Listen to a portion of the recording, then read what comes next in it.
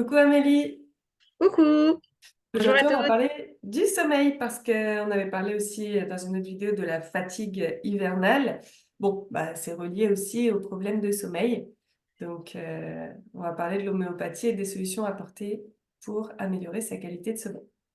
Oui, donc là, quand on a du mal à s'endormir, il y a plusieurs souches en fait qui peuvent être possibles de prendre.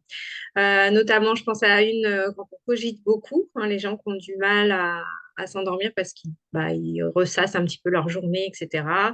Donc là, on va plutôt partir sur du coffea, donc Coffea cruda, qui est une souche en fait d'origine du café en fait, qui va et diluée du coup nous aide à nous endormir. Donc toujours l'avoir sur sa table de nuit, c'est pratique, hein, on prend trois petits granules au moment de se coucher. Et puis si on se réveille, pas de souci, on peut en reprendre sans problème. Donc ça c'est une bonne chose. Je pense notamment aussi, alors rien à voir avec l'homéopathie, mais penser à mélatonine aussi, hein, pour les gens qui ont des problèmes avec les réveils dans la nuit. Cette hormone en fait peut être déficiente et du coup en apporter peut être bénéfique pour certaines personnes. Mm. Donc ça c'est une autre chose. Il y a différents Après, dosages. Il y a ouais, différents dosages et puis c'est pas différents dosages. addictif. Voilà, il n'y a pas de Pour problème l'addiction. d'accoutumance avec Ouais. cette hormone-là. Et d'accoutumance, c'est ça le mot. Et Ouais. on la trouve souvent associée à des plantes aussi, la passiflore par exemple. Oui, passiflore, aubépine, escolzia, toutes ces plantes-là peuvent aider du coup pour l'endormissement et un sommeil de meilleure qualité.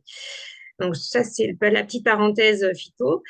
Et au niveau homéopathie, pour les réveils nocturnes, on peut partir aussi sur du Nux vomica. Je pensais en 15 CH là par contre. Donc ça évite les réveils toutes les 2 heures.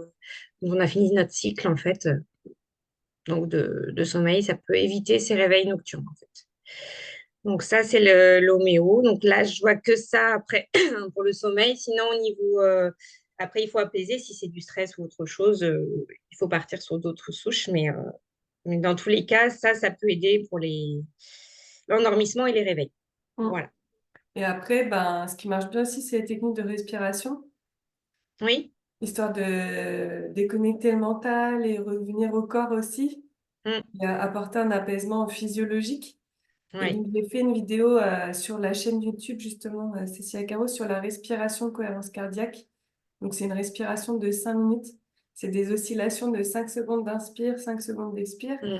Et ça, justement, cohérence cardiaque, ça se rallie au cœur, au battement du cœur. Et puis, finalement, tout ça s'apaise physiologiquement et ça permet d'accéder à un endormissement ou à un réendormissement si jamais on a des réveils nocturnes et qu'on est un peu, tu sais, énervé, Mm. électrité, qu'on n'arrive pas à déconnecter le mental.